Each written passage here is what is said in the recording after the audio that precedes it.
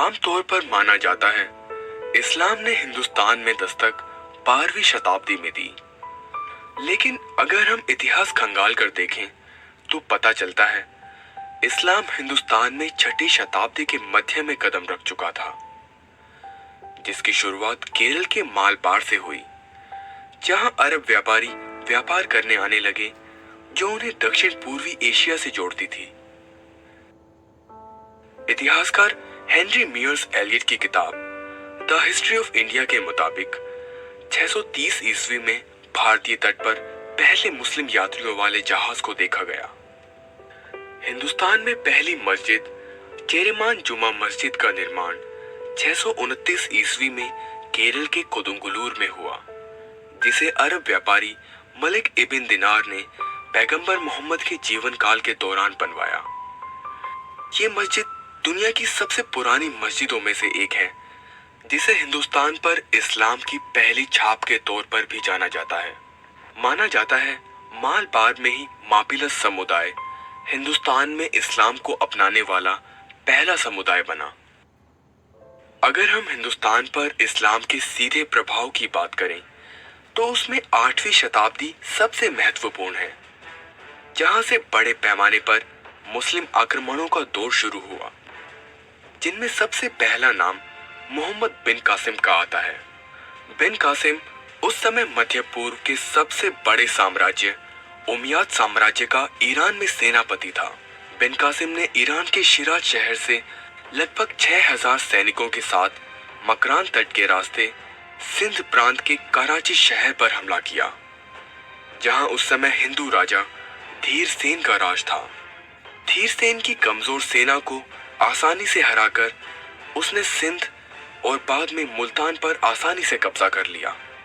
मात्र 17 साल की उम्र में ये जीत हासिल करने के बाद बिन कासिम को अपनी सेना पर इतना भरोसा था कि अब उसने हिंदुस्तानी उपमहाद्वीप के बाकी राज्यों को जीतने के लिए रणनीति बनानी शुरू कर दी। बिन कासिम ने हिंदू राजाओं को आत्मसमर्पण और इस्लाम स्वीकार करने के लिए पत्र लिखे, जिन्हें स्वीकार नहीं किए जाने पर उसने वहां हमले की तैयारी शुरू कर दी। लेकिन इराक में अल हज्जज इबिन यूसुफ की अचानक मृत्यु की वजह से उसे अपना ये अभियान यहीं रोककर इराक जाना पड़ा। इबिन यूसुफ उस समय उमैयद साम्राज्य की तरफ से इराक का राज्यपाल था। इसके बाद 10वीं शताब्दी में महमूद गजनवी ने हिंदुस्तान पर कई बार हमले किए, जिनमें सोमनाथ के मंदिर को लूटना प्रमुख था। बाद में पंजाब को जीतकर उसने पंजाब का गजनवी साम्राज्य से विलय किया।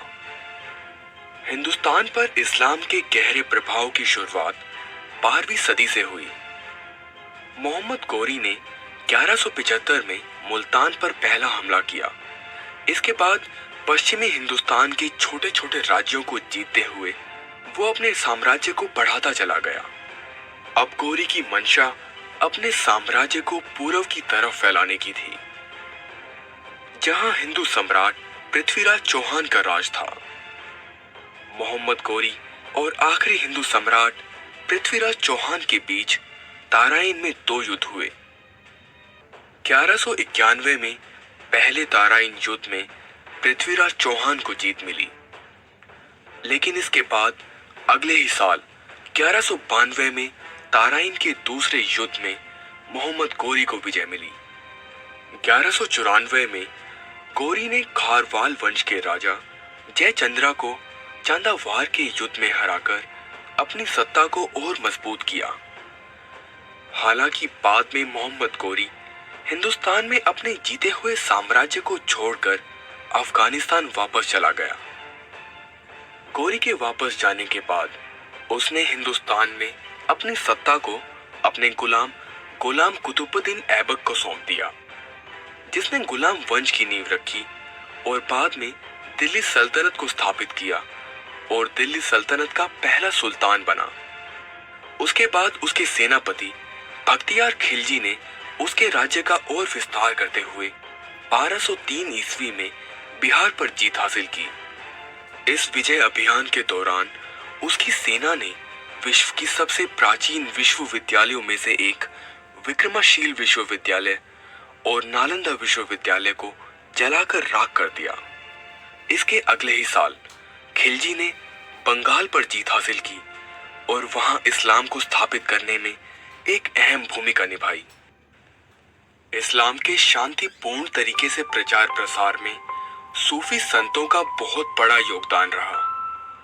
सूफी आंदोलन ने छोटे कारीगर और ऐसे समुदाय जिन्हें समाज में अछूत समझा जाता था, उन्हें काफी आकर्षित किया और साथ ही इस्लाम और स्वदेशी परंपराओं के बीच की दूरी को कम करने का भी काम किया।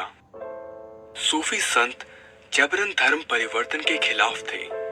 नक्शबंद सूफी के प्रमुख अहमद सर हिंद ने अन्य समुदायों के केवल शांतिपूर्ण तरीके से इस्लाम को स्वीकार करने की वकालत की। हिंदुस्तान में इस्लाम का जिक्र हो और अगर औरंगजेब का जिक्र ना हो तो शायद ये कहानी अधूरी रह जाएगी। औरंगजेब ने हिंदुस्तान में इस्लाम को एक नए आयाम पर पहुंचाया। औरंगजेब ने फतवाए आलमगीरी, जिसे शरीयत या फिर इस्लामी कानून भी कहा जाता है, को अपने पूरे साम्राज्य पर सख्ती से लागू किया। हिंदुस्तान में सबसे बड़े पैमाने पर धर्म परिवर्तन औरंगजेब के समय पर ही हुए। गैर मुसलमानों पर शरीयत कानून लागू करने वाला वो हिंदुस्तान का पहला शासक था। अकबर और उसके बाद के ज्यादातर शासक गैर मुसलमानों पर काफी उदार रहे, जिसे मुगल साम्राज्य की कामयाबी की एक प्रमुख वजह भी माना जाता है। कहा जाता है औरंगजेब का सपना दारुल हर्ब, काफिरों के देश हिंदुस्तान को दारुल इस्लाम, इस्लाम का देश हिंदुस्तान बनाना था। औरंगजेब ने गैर मुसलमानों पर जजिया कर, जिसे अकबर ने खत्म कर दिया था, उसे फिर से लागू किया, जिसके तहत गैर मुसलमानों से धर्म के आधार पर कर वसूला जाता था। कश्मीर में भी इस्लाम की एक बड़ी दस्तक इस ही दौर में आई। कश्मीरियों को बड़े पैमाने पर इस्लाम कबूल करवाने पर मजबूर किया गया। कश्मीरियों ने 9वें सिख गुरु तेग बहादुर सिंह से मदद मांगी और जब उन्होंने औरंगजेब का विरोध किया तो औरंगजेब ने भारी सभा में उनका सर कलम करवा दिया। इस दिन को सिख समुदाय आज भी गुरु पर्व पर याद करता है। औरंगजेब ने कुरान को अपने शासन का आधार बनाया, लेकिन इसके बावजूद ज्यादातर गैर मुसलमानों के पर्व और त्योहारों को बड़े पैमाने पर नियंत्रित करने की कोशिश भी की। उत्तर भारत में इस्लाम को बड़े पैमाने पर स्थापित करने के बाद औरंगजेब ने दक्षिण का रुख किया, लेकिन मराठों के बढ़ते वर्चस्व के कारण उसे दक्षिण जीतने में लगातार समस्याओं का सामना करना पड़ा। इसीलिए 1683 में औरंगजेब स्वयं सेना का नेतृत्व करते हुए दक्षिण गया। अपने शासनकाल के लगभग अंतिम 25 साल उसने इसी अभियान में बिताए। औरंगजेब की नीतियों से हिंदुस्तान में इतने सारे विरोध पैदा हो गए कि उसका लगभग पूरा शासनकाल सिर्फ धर्म पर आधारित युद्धों और दो बड़े धर्मों के बीच संघर्ष में बीत गया। 3 मार्च 1707 को औरंगजेब की मृत्यु तक मुगल साम्राज्य बहुत कमजोर और आर्थिक रूप से कंगाल हो चुका था।